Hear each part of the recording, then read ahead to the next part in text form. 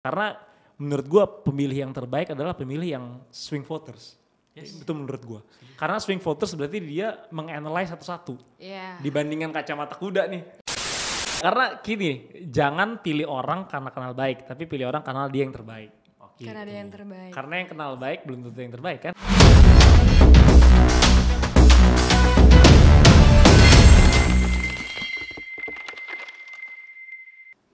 Welcome to Politics. Baik lagi sama gue Puja. Dan gue Dino. Hari ini kita kedatangan tamu spesial nih, Din. Wah, ini luar biasa nih. Coba di-spill dikit dulu. Siapa Pokoknya sosoknya nih? anak-anak yang main e-sport pasti tahu beliau. Eksis juga, Eksis pengusaha muda. Dan maju nyalek juga. Maju nyalek juga. Langsung aja kita sambut ya. Oke. Bang Rob Clinton. Halo semuanya. Halo. Sehat Terima Bang? kasih, Bang. Sehat, apa kabar semuanya? Baik, sudah main di Humble House kita. Kalau Bang Clinton nih nyalek emang orang baik sih. Emang orang baik ya. Kan ada Bang yang tiba-tiba tuh, wah baik nih. Wah, tuanya mau nyalek gitu. Kalau emang baik nih ya. Harus baik sama Harus semua. baik. Kapanpun itu harus baik. Selalu. Iya. Wah menarik nih. Bang, kita tahu lah Bang Clinton nih kan, ya sekarang mau nyalek bener ya Bang ya? Betul. Dan orang banyak tahu juga, lo ini salah satu penggagas organisasi e-sport ya Bang? AFGI ya Bang ya? AFGI namanya. Itu bener ya Bang ya? Bener, jadi Asosiasi Video Game Indonesia. Itu apa sih Bang? Jadi itu lebih asosiasi yang untuk ke semua stakeholder ya. Jadi kan di asosiasi di video game atau di sports kan banyak stakeholder. Jadi kalau di asosiasi itu bisa kayak buat ke casternya bisa di situ, video game maker juga bisa di situ, kemudian playernya juga ada di situ. Jadi lebih kayak tempat ngumpul buat mereka sih. Karena pada waktu itu belum ada wadah khusus untuk mengumpulkan mereka. Oke. Gitu. Itu tahun berapa tuh Bang? Itu tahun 2019. Dan sekarang udah senasional. Lumayan lah, ada di beberapa daerah. Di provinsi-provinsi lain ada. Jadi lumayan lah. Minimal anggota API kalau di dapil lu ya Bang, lu coblos gak nih? Ketua nih soalnya ketum nih, inisiator nih kan. Nggak, tapi kan nggak politik. Jadi nggak politik, oh iya. Jadi dan banyak warna-warna juga. Jadi ada orang-orang di daerah tertentu juga beda-beda partai. Jadi nggak apa-apa kan, karena memang yang penting kepentingan e-sports yang kita jaga gitu sih. Abisnya tahun 2019 kan kalau ngomongin e-sports mungkin belum semasif sekarang kali ya Bang. Iya Bang. Gimana tuh? Nah, makanya dulu kalau misalnya ngomong e-sports mungkin masih tabu ya, apaan sih ini anak-anak gak jelas. Main game kumpul-kumpul buang waktu, tapi kan kalau sekarang udah bikin bangga orang tua, bikin bangga Indonesia juga. Impactnya padahal besar ya, bisa go internasional juga ya. Ya namanya sesuatu kalau dimulai, kalau mau bikin perubahan selalu banyak yang nentang kan. Iya. Gitu lah. Luar biasa. Emang paten. Paten. Tapi kenapa e-sport Bang yang lo jadiin concern? Kan dulu kan belum jadi cabang olimpiade, bahkan juga cabur-caburnya belum banyak diperlombakan gitu ya. Kenapa e-sport Bang? Sebenarnya kan ada di hobi sih. Jadi dari tahun pas gua SMP SMA itu kan zaman-zamannya warnet lah. Ya main Counter Strike gitu-gitu. Jadi memang hobi. Sebenarnya e-sport tuh kalau di luar dari tahun 2010 ada WCG ada gitu-gitu udah ada. Cuma kan memang di Indonesia ini karena belum booming aja. Karena pada waktu itu heavy-nya itu di PC atau konsol. Nah, sedangkan Indonesia masuk ketika udah wave gamingnya itu di mobile. Karena kalau mobile kayaknya hampir semua kan punya. Karena kalau PC sama konsol kan mahal ya. Dan ribet juga Bang gitu kan. Ya, dan butuh effort untuk untuk main sih. Tapi kalau mobile games ini kan kayak ya effort juga. Cuma maksudnya kan bisa jadi lebih komunitasnya lebih gampang lah. Bisa main di mana aja kayak gitu. Harapan lo buat e-sports Indonesia nih Bang, apa sih? Kedepannya harusnya lebih maju lagi ya. Pasti di-acknowledge juga sama pemerintah lebih lagi. Jangan cuma dijadiin alat politik. Bener, itu banyak banget sih Bang. Ya gitu, harapannya lebih serius lagi. Contoh kalau di Saudi Arabia ada namanya tempat namanya Qiddiya Gaming. Itu satu kota fully e-sports semua. Wow. Nah harapan gue mungkin di Jakarta nanti bisa punya juga. Atau enggak ya di BSD atau enggak di Satellite City Jakarta lah. Gitu. Tapi gimana Bang, lu ngeliat kayak kan banyak orang yang kadang ibu-ibu atau orang tua kita bapak ngapain sih main game? Masih ada gak sih Bang kayak gitu? Ngapain sih lu main game, memang ntar sukses nanti madesu kamu gitu. Kalau dulu mungkin ya, kalau pada awal-awal, sekarang nggak sih banyak justru kalau lagi jadi pembicara atau kasih ngobrol tentang e-sports, ibunya pada anak saya tiap hari main game, titip dong mas bisa jadi atlet gitu-gitu. Cuma memang kan ya ini again e-sports ya sama kayak sports yang lain harus ada bakat juga. Bukan berarti main satu hari 20 jam lu jadi jago gitu enggak juga. Iya. Gitu. Berarti jadi ekosistem ya. Jadi ekosistem. Karena ya lumayan banyak yang pemain e-sport player sekarang banyak yang bisa beliin rumah ibunya, umrohin ibunya juga bisa gitu. Jadi dampaknya luar biasa besar ya. Wow. Tapi Bang, ngomongin background lu sedikit nih. Boleh, Lu kan boleh. jadi pengusaha ya? Iya. Bikin Muse Media, positive vibes, Iya. udah nyaman jadi pengusaha, kenapa masuk ke politik Bang? Emang kurang duitnya bang? Waduh, lu nih. Atau kurang pengaruhnya bang? Enggak sih, sebenarnya gini, justru kenapa gue pengen bikin kayak media itu dari jadi pengusaha, karena gue pengen bikin impact lebih sih. Jadi bikin suatu wadah yang dimana bisa orang ketika baca itu tuh dapat sesuatu gitu. Betul. Gue bisa aja bikin media yang receh ya, Ya. mohon maaf, dan bisa dapat traction lebih besar. Dan coba kalau cuma mengejar mungkin ad, post, Ya. promote gitu-gitu, Atau tapi iya, bisa iya. aja. Cuma kan gue pengen sesuatu yang bikin media sesuatu yang empower juga, nggak cuma Benar. kayak ngajarin yang enggak lah, atau berita-berita yang kayak hoax-hoax tapi rame gitu. Substansinya ya. Ya, kemudian adalah kenapa positive vibes, karena memang real ya sebenarnya kalau mental health tuh bukan diada-adakan ya, bukan Gen Z tuh mengada-adakan mental health, tapi lebih mungkin yang milenial atau boomers tuh nggak meng-acknowledge itu. Yes. Nggak pernah juga kan lu denger misalkan yang lebih senior dari kita tua kan kita yang ngomong gue lagi pusing banget nih Gue kan mau healing nih. ngomongin mental health gitu. Itu karena memang pada waktu itu masih tabu ya.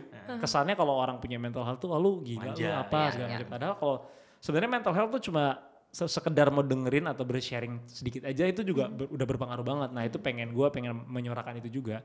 Dan kayaknya hampir semua calon presiden juga lumayan peduli akan itu sih. Peduli, sih, semoga sekarang bukan 5 tahunan ya Bang ya pedulinya. Iya. Masih 5 tahunan ya? Konkret gitu maksudku.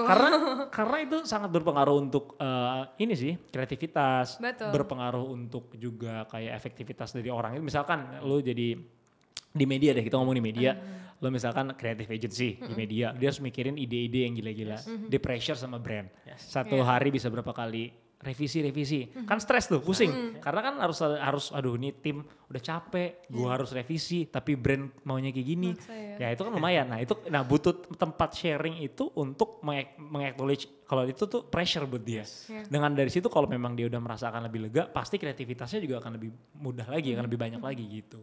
Itu penting sih untuk ngobrol doang. Dan sekarang udah makin banyak yang berani ngobrol lah gitu. Kalau akhirnya terjun ke politik Bang, berarti Abang ini maju udah 2 kali. Ini yang Pak. kedua ya? Perdana apa kedua bang? Ini kali kedua. Ini yang kedua ya? Dulu 2019 pernah maju, 19 tapi ya. belum kepilih, mungkin belum rezekinya, tapi nggak Ya. apa-apa. Sebenarnya gini sih, kalau pengen maju, ini dari keluarga aja sebenarnya keluarga nggak bolehin. Oh iya? Nggak bolehin, karena gue S1 KKI. Oke. UI double degree sama di Australia. Itu semuanya kan accounting ekonomi, nggak ada urusannya sama politik kan Oh, gitu. iya, iya. Jadi memang istilahnya dari kecil dipersiapkan sebagai pengusaha lah Pengusaha, gitu. iya, iya. Tapi sebenarnya itu juga pilihan gue juga sih, nggak disuruh-suruh juga untuk ngambil politik. Tapi pas kenapa gue ngambil politik, satu karena gue suka dengan impactnya sih. Dampak yang bisa lo lakukan dalam politik. Jadi kalau misalkan banyak nih anak-anak muda mohon maaf kayak males lah politik tapi masih ngeluh terus. Kalau lu masih ngeluh doang tapi nggak pakai suara lu di dalam TPS ya lu nggak usah ngeluh lah Ya. gitu. Basically lu juga bantuin orang-orang yang nggak harusnya duduk kalau lu nggak pakai suara lu gitu. Kalau memang lu peduli dengan surrounding lu nggak usah ngomongin negara deh, surrounding lu ya lu pilih lah yang orang yang tepat untuk mimpin. Itu sih salah satunya. Kemudian kalau misalkan cuma jadi pengusaha lu mau bantuin orang ada batasannya. Betul. Misalkan pendapatan gue misalkan berapa, cuma bisa mau bantuin orang sekolah misalkan cuma bisa 5, bisa 10, tapi misalkan kalau misalkan gue jadi politisi bisa dengan kebijakan itu bisa ngebantu orang yang sangat banyak gitu. Contoh gue kan nyalek jadi anggota DPRD kan, misalkan jadi anggota DPRD memperjuangkan KJP mereka aja kan gue bisa dibantu orang lebih banyak gitu, hak KJP itu untuk dijaga gitu. Kalau gue cuma pengusaha siapa yang dengerin? Iya. Gitu sih. Karyawannya paling. Kayak Jadi karyawan juga paling dengerin depan, habis itu ngumpat, bos gue ngomong bos apa sih di gitu. belakang. Jadi emang panggilan nih bang yang ngomong dampak, bukan titipan bohir-bohir kan bang abang maju nih ya. Enggak sih. Ini makanya banyak yang salah. Kira kayak nih titipan bohir nih ya bang Lintan nih gitu. Ternyata enggak bang ya. Enggak, jadi ini banyak yang salah. Makanya kalau misalkan kemarin kita ada sempat bikin acara debat, kita bilang kita harus anggaran harus lebih luas, harus lebih banyak. Betul. Tapi kalau anggota DPRD-nya nanti yang jadi aja nggak mau misalkan menghemat anggaran Jakarta, karena anggaran Jakarta tuh gue lupa 2%, tapi hampir big chunk of the anggaran tuh untuk gaji doang. Wow. Yap. Untuk gaji, tunjangannya tuh berapa sekarang? Mungkin 120 juta sama gaji kali anggota DPRD. Menurut gue gak masuk akal, kebanyakan gitu. Yeah. Again gue gak di sini kan gak nyari duit. Kalau nyari duit gue mendingan jadi pengusaha. Iya, benar-benar. Lebih Setuju. enak. Habis itu gue di rumah pulang jam 6, jam 7 udah bisa pulang ke rumah, makan sama istri. Tinggal nonton aja Work-life gitu. balance gitu lah. ya. Santai banget Gak ada dengan kayak gini tuntutan sih. ini, Gak ya. ada pulang jam 7 sih gak mungkin gitu loh. Ya maksudnya itulah kenapa kalau udah nanya. Kan ada yang nanya, wah ini pasti mau cari duit di politik, salah besar. Kalau buat gue ya, Panggilan nih, Bang, ya. kalau dari perspektif gue salah besar. Tapi kalau ada caleg yang mau jadi politisi atau mau jadi legislatif karena cari duit ya harus jangan dipilih lah. Oke. Salah masuk ruang Jangan lo. pilih. Soalnya memang banyak yang seperti itu kayaknya ya. Tapi Bang, pengalaman di kali kedua sekarang nyalek apa tuh Bang? Kalau lo melihat peta politik saat ini yang ya pasti dipenuhi sama anak muda gitu, apa mungkin strategi baru misalnya? Ya kalau sekarang 57% ya kalau nggak salah, Iya, ya 57% itu milenial Gen Z kan. Which is sebenarnya bagus. Jadi nggak bisa tuh dengan mungkin praktek-praktek lama itu agak berkurang ya. Yep. Praktek-praktek yang kayak wah harus pakai sembako misalkan, harus pakai apa gitu agak berkurang gitu. Ya meskipun gue nggak menyalahkan orang misalkan bikin bazar murah atau tebus murah, itu sebenarnya rezeki juga ya buat orang di sana. Gue sih nggak against itu juga. Ya terserah lah, orang punya metodenya masing-masing. Tapi dengan banyaknya anak muda ini, kita jadi bisa adu gagasan lah istilahnya. Jadi ketemu di sana tuh ngobrol sama mereka, yang ditanyakan mau bikin apa sih Bang, mau ngapain sih gitu-gitu. Jadi ngobrolnya lebih santai. Karena menurut gue pemilih yang terbaik adalah pemilih yang swing voters. Itu menurut gue. Karena swing voters berarti dia menganalyze satu-satu. Iya. Dibandingkan kacamata kuda nih. Iya. Enggak, udah lah. Pokoknya yang ini. Pokoknya yang ini. Buzzer gitu. taunya. Gitu Tapi sih. benar sih ngomongin swing voters Din sama undecided voters tuh totalnya 30% Bang. Oh ya, Wah, jadi ini ya, gila. bagus. Jadi kalau Iya. ini contoh misalkan kayak kita ngomong presiden sedikit, calon perdebatan presiden ya. Contoh kalau di Amerika itu perdebatan itu, di debat capres itu luar biasa berpengaruhnya. Di Ya. Indonesia tuh belum berpengaruh itu. Karena banyak kan yang dukung mereka udah kacamata udah, udah nggak peduli gitu. Ya. Apa yang diomongin paslonnya udah ini paling bagus nih gitu. Substansinya apa nggak. Dan harapan gue ke depannya anak-anak muda itu justru ngelihat ini semua secara subjektif ya. Terus ngelihat kayak oh ini bagus nih, yang bagus ya enggak gitu. Jadi jangan pakai emosional aja tapi juga rasional ya Bang milihnya. Objektif lah gitu ya. Objektif, Dan anak iya. muda ya harusnya seperti itu ya. Iya. Gitu. Apa Bang isu ataupun concern lu ketika ntar terpilih misalnya jadi anggota dewan? Apa sih Bang yang jadi fokus lu? Gua- Apakah e-sport terus nih, pokoknya main e-sport, main game gitu kan? Kebijakannya di situ atau apa Bang kira-kira? Justru kalau gue tuh selalu pendidikan sih sebenarnya. Wah, Pendidikan setuju, Bang. nomor satu. Karena gini, contoh sekarang banyak yang bilang cost of politics di Indonesia kok mahal banget sih Iya. gitu. Ini sebenarnya kalau pendidikan kita naik, itu pasti akan berbanding terbalik. Cost of politicsnya akan lebih murah Yes. gitu. Karena sekarang kenapa gini, kalau misalkan tingkat pendidikan kita rendah, kan kebanyakan orang kan nggak peduli. Jadi akhirnya banyak orang akhirnya udah beli suara aja. Ya. Ya, gitu, bayar aja ke bawah gitu. Tapi bayangkan kita punya masyarakat yang pinter, itu kan nggak bisa beli. Iya. Lu nggak bisa beli seorang orang pinter maksudnya gitu loh. Jadi pasti cost of policy akan lebih semakin rendah. Kemudian ketika dari pendidikan itu kalau udah ningkat, bisa tuh mungkin bukan cuma e-sports doang, tapi lain kreativitas yang lain juga muncul. Yes. Gitu. Karena misalkan cuma misalkan yang salah ya menurut gue ya. Ya. Misalkan kita sekarang disuguhin pokoknya dana UMKM kita kasih banyak-banyak, tapi nggak tepat gitu. Nggak tepatnya kenapa? Karena kasih dananya udah di BIMTEK tapi nggak ada di elevate produknya, nggak ada pendampingan, nggak berkembang juga. ya soft skillnya nggak diajarin, cuma diajarin hard skill nih Bu, cara bikin sosial media, foto-fotonya, Instagram, apa itu ditinggal. Kan orang nggak dikasih tahu. Padahal kalau misalkan contoh mau jualan online di platform aja kan itu ada konsistensi. Yes. Nggak bisa tuh kayak berharap gue jualan online satu hari ini langsung gitu. laku gede. Cuan Ya, gitu ya. ya, ya. Itu yang perlu pendampingan. Jadi banyak makanya dana-dana yang UMKM yang diluncurkan itu malah yang nggak jalan kan. ya. Akhirnya kerugian gitu. Makanya pendidikan itu penting. Makanya gue selalu bilang ke anak-anak di bawah sama teman-teman juga kalau ngobrol tuh misalkan gue ngasih 10 juta ke kedua orang yang berbeda, yang A berpendidikan, yang B nggak berpendidikan, 10 juta ini hasilnya akan berbeda. Ya. Nah, Outputnya beda. Pasti. outputnya beda. Yang 10 juta ini buat apa, yang B ini buat apa gitu loh. Yang berpendidikan pasti mungkin berpikir cara, gue dapat modal kerja nih, gue mau ngapain. Nah yang B ini pasti akan berpikir short term lah. Ya deh buat seneng-seneng deh gitu. Evan, Ya, main slot buka gitu kan. table. Stres Yang terus satu kan. lagi Iya. bikin buat caranya BEP-nya cepet gitu Iya. ya misalnya ya jadiin apa gitu. Ya kan kalau misalkan kalau orang tua kan ngajarin kalau membantu orang jangan kasih ikannya doang. Benar. Kasih alat Kayaknya, pancingnya. ya. Bikin Tapi kolamnya Bang ya. Tapi menurut gua ada lanjutannya, ngasih alat pancing doang tanpa ngajarin mancingnya juga nggak dapet. Yes. Ah, Itu Yang maksudnya. tadi ya. serantai gitu ya. Kenapa pendidikan? Udah dikasih alat pancingnya, kan alat pancingnya dikasih tuh dananya. Diajarin mancingnya, ikannya baru dapet. Kalau cuma dikasih alat pancing nggak diajarin mancing, gimana dia pakainya gitu loh. Bingung juga nih buat apa nih kan. Akhirnya dibuat main apa gitu kan ya. Ya. Tapi Bang selama lo turun dapil nih Bang, lo ngomongin pendidikan kan angka putus sekolah paling besar tuh di DKI Jakarta Bang, itu SD. Nah tapi ada gak sih keresahan-keresahan yang menurut lo tidak lo bener-bener kena banget ke hati ketika lo turun dapil gitu? Soal anak muda atau apa keresahannya? Kalau misalkan kita kalau ngomong kalau pendidikan gak jauh-jauh pasti dari KJP ya. Karena Iya kan sih, wajib tahun 12 tahun, wajib belajar 12 tahun. Sekolah harusnya gratis.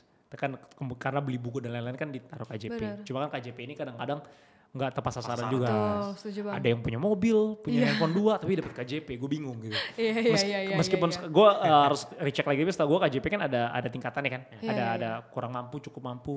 Terus ada yang kayak miskin, sangat miskin. Nah itu tuh gak jelas kriterianya. Yang sangat miskin itu seperti apa, yang cukup tuh seperti apa tuh gak jelas gitu. Nah itu yang harus diperbaiki sih menurut gue. Jadi biar sistem di bawah ini yang nanti akan mendapatkan KJP itu adalah tepat sasaran gitu, yang benar-benar harusnya haknya dapat. Tapi yang lucunya ini mungkin ya lucu juga sih di Indonesia ya, gue ngobrol sama guru, ketika sekolah ini gratis, muridnya itu kayak makin males gitu karena gratis. Oh iya. Iya, gratis. Ini jadi kayak serba salah. Iya, jadi kalau mentalnya ya kalau misalkan dulu orang tuanya bayar, kan pasti anaknya disuruh sekolah, udah bayar nih mahal, kamu harus pergi sekolah. Iya, bener. Karena sekarang gratis, ibunya malah kayak ya kadang-kadang ya udahlah nggak sekolah kan gratis juga. Iya. Nah ini jadi ya pisau bermata dua, tapi ya memang harus dipaksakan. Ya kalau misalkan di Belanda setahu gue, kalau anaknya nggak masuk sekolah itu orang tuanya tuh yang dihukum. Karena negara kan udah keluarin uang Iya. buat negara, buat anak itu sekolah. Tapi orang tuanya misalkan nggak peduli nih anaknya nggak sekolah, nah ya udahlah biarin aja. Nah itu orang tuanya yang hukum tuh. Karena harus ada urgensi ke orang tua itu untuk peduli dengan pendidikan. Jadi nggak cuma anaknya doang gitu. Orang tuanya juga harus diedukasi untuk ibu harus peduli pendidikan kalau mau ke depannya anak-anak ibu itu ntar jadi ya misalkan jadi direktur utama atau PNS ya itu. Orang tuanya juga harus berpikir seperti itu. Agak miris juga sih Bang, karena kan banyak yang dipaksa, udah lo gak usah sekolah, bantuin jualan misalnya. Itu kan kayak mungkin harus dikasih sosialisasi juga tuh ya, ke keluarga, ke ibu gitu. Iya memang nggak fair sih kalau mau diambil pukul Benar rata sih, ya, nggak karena fair mereka ya. gue nggak tahu, mereka mungkin punya alasan Kondisinya. sendiri. Tapi menurut gue 12 tahun cuma sampai SMA tuh nggak cukup sih, harus sampai kuliah. Karena sekarang S1, S2 aja banyak yang nganggur. Nah kalau apalagi cuma SMA gitu, bagaimana bersaingnya gitu loh. Nah itu yang harusnya mungkin kedepannya kalau memang ada dananya mungkin bisa sampai sana gitu. Kemudian masih kurang sekolah gitu sebenarnya di Jakarta. Jumlah sekolah masih kurang banyak. Yang maksudnya yang bener ya, bener sekolah-sekolah yang akreditasinya baik itu masih kurang banyak gitu. Harapannya kan lebih banyak lagi gitu. Iya. Karena kondisinya kadang berbentuk kayak piramida ya Bang. Misalnya kayak SD banyak tapi makin ke atas tuh makin sulit tuh dapet bangku gitu. Jadi ya apalagi mereka kan sekarang sistemnya zonase ya. ya zonasi. Jadi kadang-kadang ada yang nggak dapat tempat juga. Jadi contoh misalkan kemarin gue lagi turun, rumahnya di Pademangan nih, di Ancol Pademangan. Tapi sekolahnya harus di ujung Kulon dekat Karena nggak dapat tadi. utara, karena habis di sana kuotanya gitu. Maksud gue ya memang maksudnya ya mau gimana lagi kuotanya habis. Tapi kalau ada banyak kan nggak mungkin kuota itu kan habis gitu loh. Memang PR masih banyak sih. Udah bagus, one of the best lah di Jakarta, di Indonesia. Tapi kita memang harus ada perbaikan-perbaikan yang bisa dilakukan gitu. Mungkin dari sisi informalnya pun juga harus sih menurut gue. Karena formal doang gak cukup.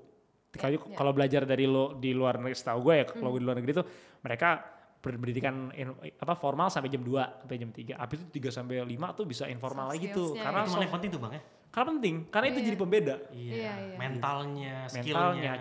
Karena gini, diajarin teori tanpa diajarin berkomunikasi kan, ya nggak pernah bisa. Gitu.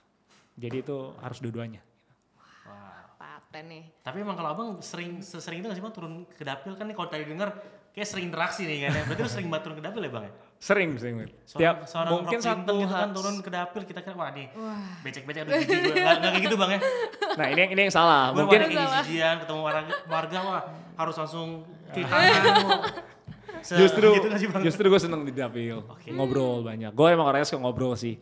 Satu hari ya kurang lebih mungkin 1-2 kali lah ke dapil. Mungkin pagi sama sore gitu.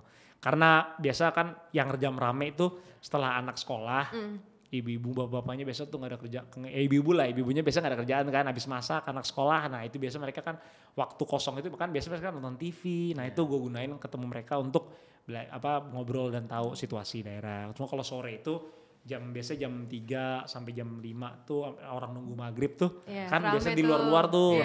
Itu kesempatan gue tuh ngobrol mereka juga. Biasanya kalau yang sore ini lebih berwarna sih, campur-campur, ada anak mudanya lagi nongkrong, ada bapak-bapaknya baru mungkin pulang kerja, ada ibu-ibunya ya lagi nyuci. Nah jadi ngobrolnya lebih mix lah kalau yang sore. Kalau yang pagi-pagi rata-rata ibu-ibu dominasinya gitu. Jadi emang lo orangnya suka inilah menyapa warga bang ya. Ya sebenarnya Gak jijian gitu bang. Gue kira aja Rob Clayton kayaknya ini jijian nih orangnya gitu. Ketemu becek dikit aduh jijik atau gimana enggak bang ya. nggak, justru sebenarnya itu gue bilang sama tim, dia bilang itu privilege gue tuh. Privilege muka gue mungkin kelihatannya bersih-bersih tapi mau kotor-kotor, padahal aslinya orangnya suka kotor-kotor gitu. Jadi kalau misalkan muka gue kotor-kotor mungkin pas turun biasa lah emang begitu perawakannya. Cuma karena kebetulan perawakan gue kayak bersih pas turun jadi wah luar biasa gitu. Padahal emang begitu orangnya. Dari kecil ya aja ya. mainnya di jalan gitu memang gitu. Bosen gue malah kalau mainnya di dalam ruangan terus bosen gitu. Emang turun. Kapan kita harus main ke dapil ya Bang Clinton. Main dong, iya boleh ya bang? Boleh. Bang, Kita menyapa langsung, kita Menyapa ngobrol-ngobrol langsung. juga. Iya. Tapi keluarga gimana bang? Sedukung itu kah? Kan ya kita tahu lah background keluarga abang nih pengusaha. Maksudnya udah nyaman lah bang. Istri pun juga siapa yang gak kenal sama istri abang gitu kan. Sedukung itu gak sih bang? Kalau misalkan dukung gak dukung pasti dukung ya sekarang ya. Tapi yang dipertanyakan mereka adalah keseriusan dan konsistensi lu untuk menjaga apa yang lu mau gitu.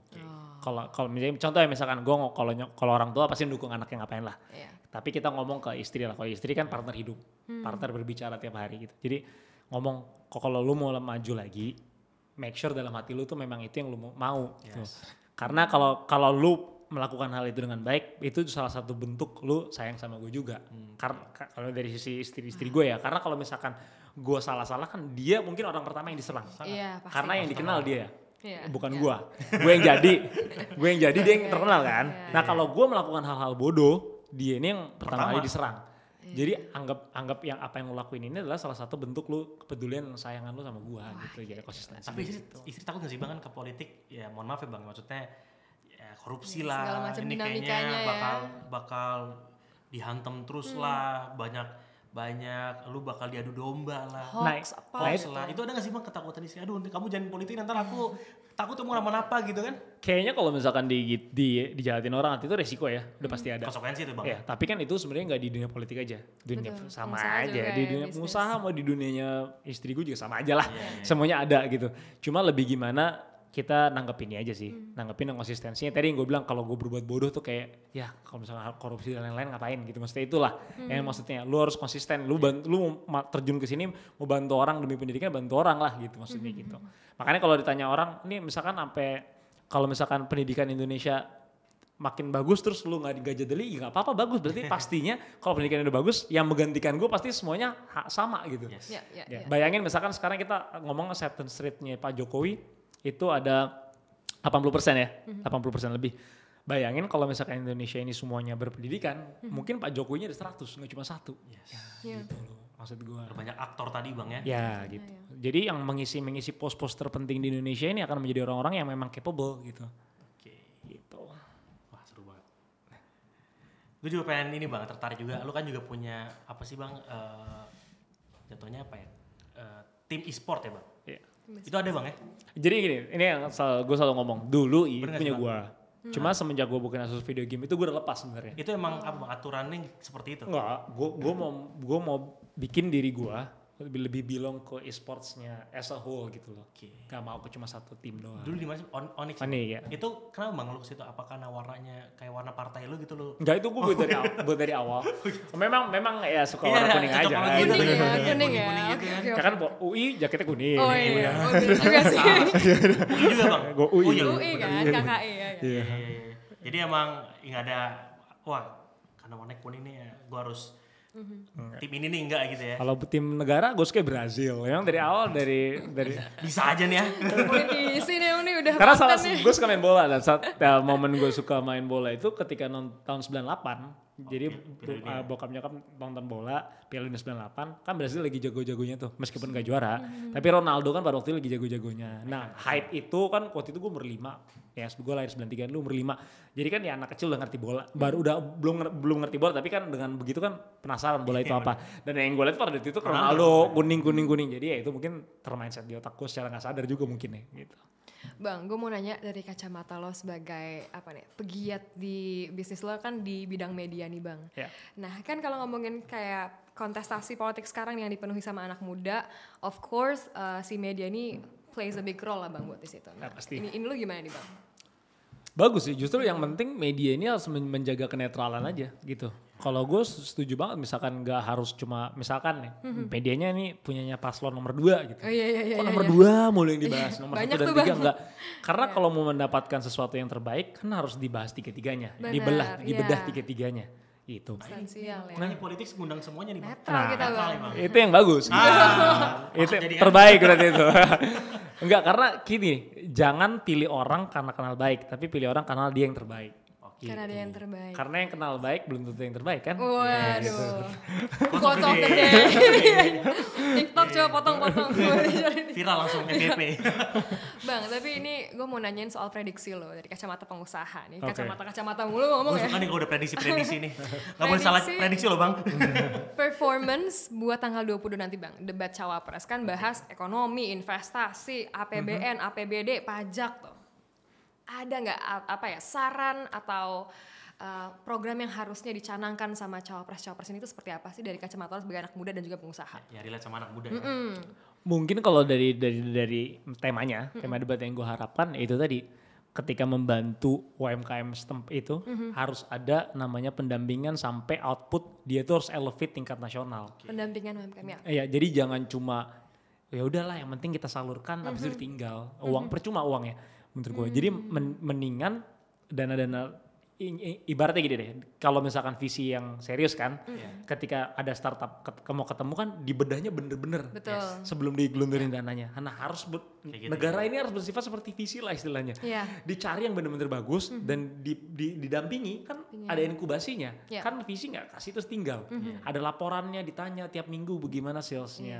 Tiap minggu ada problem apa. Pendampingan ini yang penting karena dengan begitu ya karena makin lama kan sekarang kalau ada marketing 5.0 lah, ada penggunaan AI, ada penggunaan data learning dan lain-lain. Ini kan berkembang terus. Kalau nggak ada pendampingan ini akan selalu ketinggalan gitu. Nah, maksud gue kalau misalkan contoh dia jualannya apa ya UMKM-nya misalkan sepatu deh, tapi masih buatan rumah. Oke, lokal gitu bang ya. Lokal, tapi masih rumahan lah. Ya. Dibantuin dana UMKM misalkan, dibantuin dibikin cara jahitnya lebih benar seperti ini, terus dia mungkin dikasih pelatihan lebih bagus lagi, cara misalkan desainnya lebih kayak gini, lebih up to date, desain up to date itu apa dikasih lihat tuh. Oh sekarang tuh yang rame misalkan karena lagi zaman-zamannya orang-orang suka lari sehat kan lumayan rame ini sekarang. Kalau anak-anak running suka yang ini dikasih tahu, jadi market trend juga dikasih tahu. Dari situ Pendampingan di situ, pendampingannya jadi nggak cuma gue kasih gelontor lu bikin sepatu lebih banyak kan bukan berarti lu dapat uang bikin sepatu lebih banyak akan laku gitu loh. Kemudian bikin social media misalkan terus jualan live misalkan jualan live itu kan yang tadi gue bilang harus konsistensi gitu. Karena nggak bisa dilihat dari seminggu aja nggak kelihatan perubahannya. Itu tuh harus kayak sebulan gitu. Sebulan terus bulan berikutnya per bulan baru bisa dilihat tracknya gimana gitu. Jadi memang ya harus ada yang dampingin dan yang mendampingi bukan orang yang mohon maaf tapi ya nggak capable juga ya kalau bisa capable juga gitu hire lah strategis yang hebat gitu dikasih sana itu sih yang gue mau yang harapannya harusnya dibahas di sana jadi lebih oke gitu. Tuh Prof, Mas tolong didengerin Pak Caimin tolong didengerin Biaya konsultannya mahal ya. Biaya mahal nih kapan lagi kan di politik Udah jadi satu program tuh ya. Ini luar biasa nih. Bang, gue juga pengen nanya nih bang, kan orang juga banyak tahu ya mungkin Bang Clinton ya kita tahu sekarang nggak tiba-tiba gimana bang, lu tuh orang tuh nggak ngeliat itu lu tuh kayak tiba-tiba muncul aja bang. Kan ada juga nih teman-teman yang mungkin berproses di sekolah lah, di kampus lah, di komunitasnya lah, bahkan untuk sampai caleg aja gitu itu susah banget ya nggak? Tiba-tiba nih lu muncul nih bang Clinton gitu kan, lu ngeliat fenomena itu gimana bang? Yang ngeliat orang tuh ini Bang Clinton mah enak, background keluarganya kayak gimana, privilege-nya udah banyak, lu ngeliatnya kayak apa tuh bang? Sebenarnya ini kalau misalkan orang aku mau tiba-tiba muncul enggak juga sih. Gue kan hidup misalkan umur sekarang udah 30. Ada perjuangan-perjuangan yang mungkin orang nggak tahu. Gue sekolah, belajar, udah menimpa ilmu, udah nyobain usaha kiri dan kanan, banyak yang gagal kan nggak tahu juga orang. Tipu, banyak yang gagal itu ya. Banyak hilang teman juga. Masa gara-gara tapi kan nggak ini ya, nggak gue selalu share dan lain-lain. Tapi maksud gue gini, orang tuh hidup punya time frame-nya sendiri atau pace.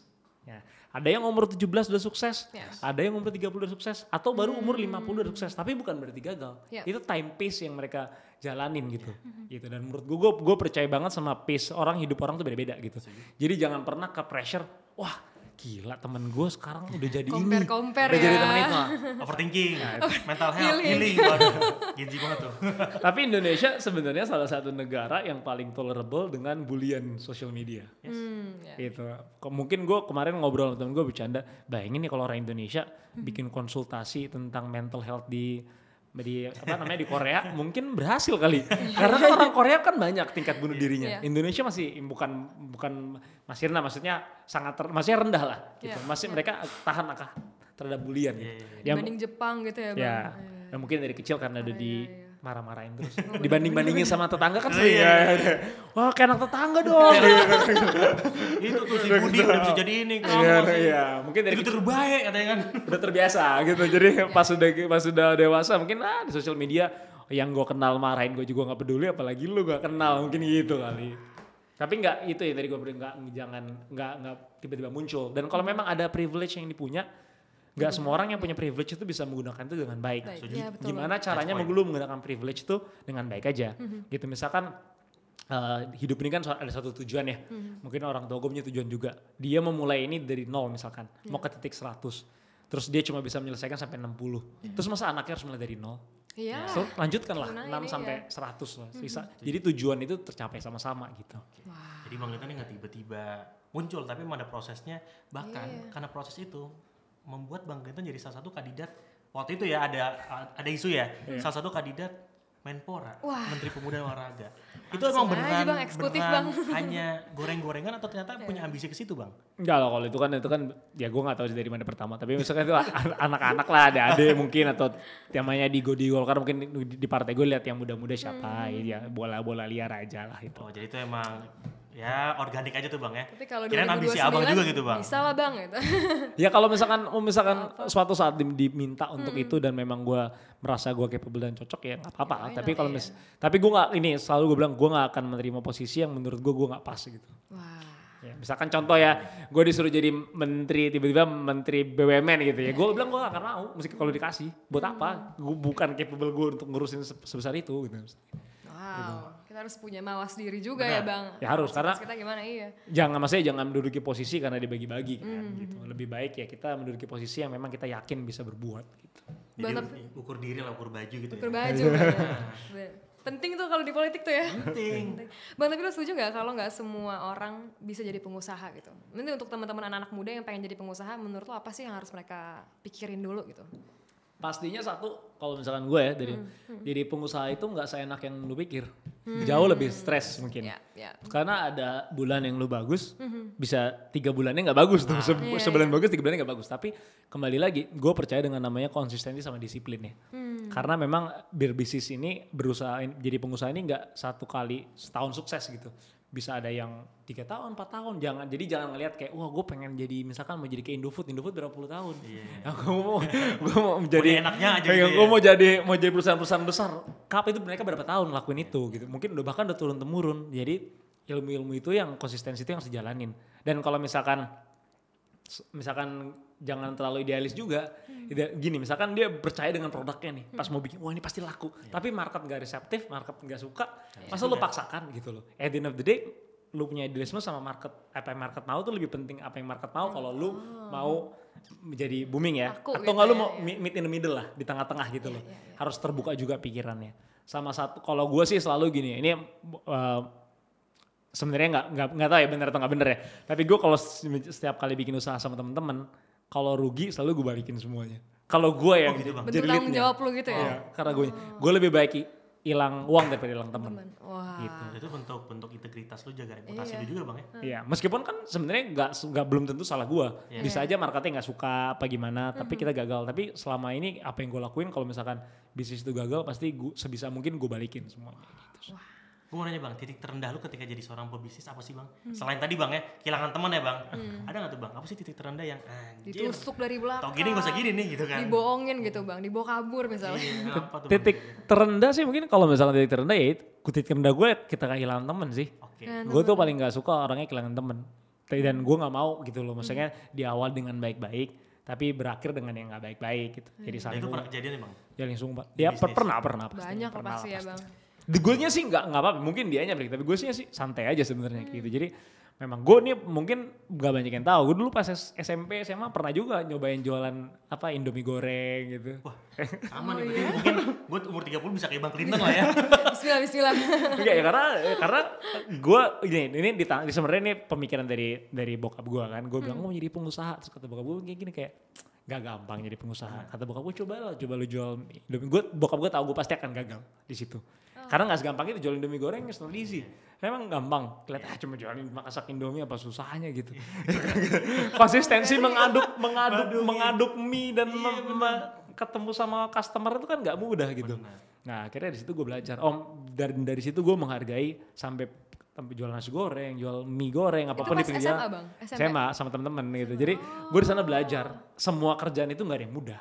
Semua kerjaan itu akan mudah kalau diisi orang yang tepat. Gitu. Jadi dari situ gue belajar gitu. Jadi jadi belajar menghargai. Itu salah satu pendidikan yang dikasih orang tua gue sih. Iya. Keren juga challenge-nya ya. Coba lu belajar bikin Indomie dulu deh lu jual gitu. Laku Habisnya gue nggak? pulang langsung masak Indomie. Tapi bukan mau dijual buat gue makan. Iya, keren. Wah, menarik nih. Bang, gue pengen nanya juga nih Bang. Endgame apa sih Bang dari seorang Rob Clinton nih Bang? Apakah Menteri gitu. menteri, presiden, Wah, presiden ya. atau udah jadi Pengusaha filantropi? aja ya. Gue selalu bilang Atau sih, jadi pedagang Indomie tadi kan? konsistensinya selalu ingin jadi eksekutif sebenarnya. Eksekutif ya. Eksekutif nanti apa yang dikasih atau apa yang posisi yang tepat gue belum tahu, tapi gue pengen eksekutif. Karena kenapa? Kalau legislatif ini kan harus lebih dengan kompromi ya. Satu orang baik akan kalah sama 100 orang gak baik Ya, harus di dalam adaptasi, sana. yes. Di dalam legislatif. Tapi kalau misalkan eksekutif ini kan punya kekuatan lebih untuk membuat dampak gitu. Misalkan kalau misalkan jadi bupati bisa peraturan bupati, bisa jadi pergub, bisa jadi perda. Jadi misalkan banyak gitu loh yang bisa dilakukan oleh eksekutif gitu loh. Kalau misal karena niatannya mau berguna buat orang banyak ya, jadi eksekutif itu kayaknya lebih leluasa aja gitu. Oh iya. Karena kalau legislatif nggak bisa Apa suka-suka. tuh Bang spesifiknya Bang? Menteri Pemuda Olahraga tadi? Ya mungkin aja nggak ada tahu. Presiden? Nggak tahu deh juga, gue nggak tahu. Mungkin aja, we never know. Tapi maksudnya gue eksekutif itu. Eksekutif Iya.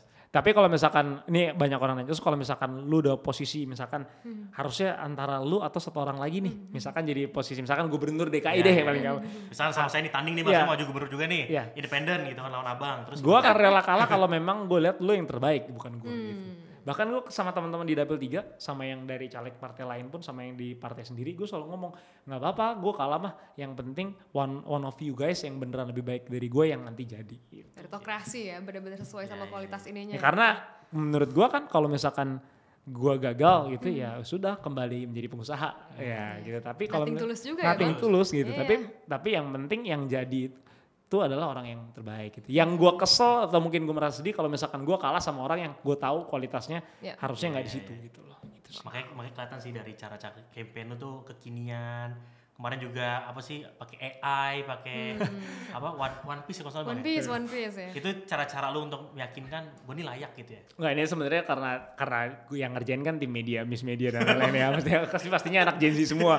Tapi itu lebih mereka mencari mengulik apa yang orang lain nggak tahu dari diri gue aja. Kita tinggal cuma main di situnya aja gitu. Karena memang gue suka nonton anime anyway. Jadi kalau ditanya tentang anime, bukan gue pura-pura jadi anime gitu. Gue nonton juga gitu. Kalau e-sports memang gue main e-sports gitu. Jadi kalau nanti keluar misalkan nanti gue main bola, karena gue main bola. Kalau misalkan gue main basket, ya gue main basket gitu. Memang gue juga nggak mau. Maksudnya politik itu kan adalah citra ya. Ini yang sebenarnya harus dimaklumi semua orang. Gak boleh lu bilang pencitraan. Karena politik adalah citra. Lu bisa menilai si A dan si B ini seperti ini gimana? Contoh misalkan lu bisa nilai paslon nomor 1 tuh misalkan suka main politik identitas gitu. Itu kan citra. Citra yang terbentuk. Bukan berarti benar tapi itu citra yang terbentuk. Paslon nomor 2 sekarang gemoy misalkan. Itu kan citra yang terbentuk gitu lah. Paslon nomor 3 apa Bang? Paslon nomor 3 Hunger Games kan. Enggak lah dia paslon nomor 3 gue gak bisa komen banyak deh. Ntar gue dibilang ini mah nomor 2 gitu. Jadi citra tuh wajar lah Bang. Citra itu wajar. Bagian dari politik juga. Bagian dari politik. Kayaknya semua deh. Kalau brand juga punya harus ada citra. Iya, Benar. brandingnya harus dapat nih ya. Jadi gue gak heran kalau nanti in the future banyak partai politik punya brand ambassador masing-masing. Yes. Kenapa enggak? It's the same thing gitu. Itu bagus sih. Bang sebenarnya mungkin ada banyak kali ya, cuma diem-diem aja. Senyap. Ngomongin kayak Indonesia Emas 2045 Bang. Sebenarnya kan penentunya di 2030 ya. Dan kita sekarang anak-anak muda stuck di middle income trap gitu. Yes. Nah ini nyambung sama debat cawapres mungkin nanti ya. Lu punya gagasan atau saran apa gitu nggak bang? Biar kita nggak, biar pertumbuhan ekonomi kita juga growth gitu. Anak-anak muda juga punya kesempatan yang sama. Jadi ini yang barusan tadi gue ngobrol juga sama teman-teman di kantor, sama teman gue baru meeting ngobrol ini. Karena the next 10 years ini yang paling krusial sebenarnya. Betul. Nggak usah ngomongin 2045 kalau the next 10 years ini kita 2020, salah. ya, Karena the next 10 years ini akan menentukan kita tuh bisa keluar dari middle income trap atau enggak gitu. Dan kuncinya satu, gue udah percaya sama teman-teman percaya harus pendidikannya karena kualitasnya harus ditingkatkan. Gitu. Karena sekarang kita ada middle income trap nih, kena di sini kita tuh nggak bisa maju. Jadinya ntar kita punya usia produktif banyak, tapi nggak punya kualitasnya. Nah ini yang harus yang bahaya. Ini yang harus kita lihat ya.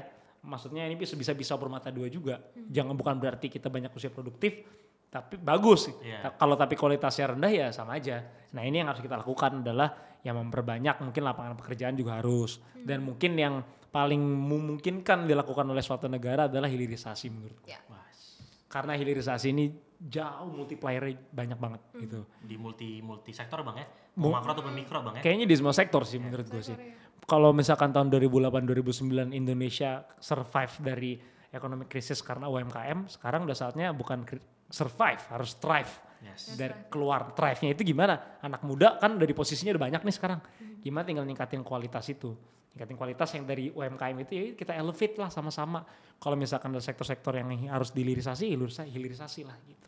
Hilirisasi adalah kunci jadi bang ya. Harusnya ya memang. Karena jangan bukan hilirisasi bukan selalu mikirnya soal hilirisasi tambang enggak juga. Enggak berat banget ya orang gampang nikel.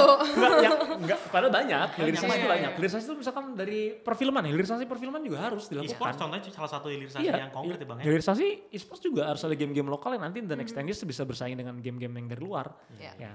Gitu. Muncul ntar kartun-kartun gitu kan. Isinya tuh nanti makanan khas Indonesia gitu kan, sate, pakai baju udah batik. Ya. Gitu. Ini jadi contoh misalkan kayak pariwisata kita, pariwisata Indonesia gue nggak tahu pastinya tapi kan sangat kurang ya. Dan hampir 80% mungkin di Bali. Sisanya ini padahal bagus-bagus, Manado bagus, Raja Ampat bagus, Labuan Bajo bagus, mau bagus tapi kan nggak ada traction ya. Belum tersebar tadi. Daripada dibuang uang buat eksibisi di luar, puluh TT-an buat konversinya apa kita nggak pernah tahu. Dan itu orang Indonesia juga lagi bang kalau di luar Iya, yang datang mereka-mereka juga. Iya. Mendingan dibikin aja kayak satu campaign maksimal Indonesia. Ini contoh dari dunia perfilman yang gue ngomongnya. Ini gue belajar juga dari istri gue. Bayangkan Indonesia bisa bikin kayak Korea. Korea itu kan propagandanya pakai filmnya mereka, pakai K-pop propaganda. Kalau Jepang pakai animnya mereka. Di film anim selalu ada tuh. Lagi makan ramen, Betul. Itu propaganda. lagi apa, Itu pakai baju-baju itu. Nah itu yang dilakukan. Jadi ketika kita, wah seru ya makan ramen enak ya, pakai baju kimono lucu ya. Pas kita ke Jepang, kita penasaran, kita mau melakukan hal itu. Kas K-pop selalu ada. Mungkin mereka lagi minum soju, makan korbek, itu kan selalu dikasih lihat. Bayangin Indonesia bikin filmnya semua harus ada tatanannya. Oke kalau mau disubsidi sama pemerintah boleh, tapi filmnya harus ada makan sate, bajunya makan nasi goreng, terus makan minum bandrek mungkin kalau malam-malam atau enggak ya. Jadi itu ketika keluar bagian propaganda. Itu akan orang ketika ke Indonesia datang dia udah tahu apa yang mau dicari nih. Wah, gue mau ini kayak nasi gorengnya. Itu secara langsung hilirisasi tadi ya, bang. Salah satu hilirisasi, multiplier besar gitu. Jadi karena ya perfilman salah satu propaganda yang paling mudah untuk menebus internasional. Sekarang di Netflix, sekarang yang Indonesia cuma bisa terkenal rata-rata itu di Netflix tuh kalau nggak film action ya kan, kalau film setan orang luar nggak nonton lah gitu. tapi kalau film nggak dilihat setannya beda lagi di sini. Tapi kalau misalkan film-film action kan orang nonton, orang tahu. Makanya yang sekarang yang bisa keluar yang gue internasional kayak Joe Taslim, kayak Iko Uwais itu kan namanya kan film aktor laga lah, kayak gitu. Kalau misalkan yang di lain kan masih kurang. Tapi kalau misalkan kita bikin film-film yang berkualitas tinggi dan lain-lain ya dengan hilirisasi dan dibantu sama pemerintah itu pasti akan luar biasa dampaknya. Dan sama lagi mungkin bisa belajar dari India, setahu gue di India itu film lokal tuh disubsidinya adalah harga tiketnya. Jadi lebih murah. Lebih murah ya. Ini the best ini idenya nih. Bayangkan misalkan ya, gue fair aja. Misalkan film superhero lokal sama Marvel gitu. Lu cuma punya uang 50.000. Mending gue nonton Marvel. Iya, kalau kok kan yang satu bikinnya berapa T? Yang satu bikinnya berapa miliar gitu kan? Gak apple to apple. Betul. Bayangin tapi film lokalnya harganya 25.000. Oh gue bisa nonton pacar gue nih. 50.000 udah berdua. Iya, udah berdua. Gue nonton film lokal aja deh gitu. bisa tuh Ya. ya harusnya. Bagus tuh, bagus. Nah, contoh di India. Kalau Cina itu selalu di delay peluncurannya. Makanya kalau di Cina kan Marvelnya bisa delay 2 bulan, 3 Iya, bulan iya, gitu. iya. Biar film lokalnya bisa bersaing karena gini, film-film box office itu kan rata-rata keluar di prime time-nya orang liburan.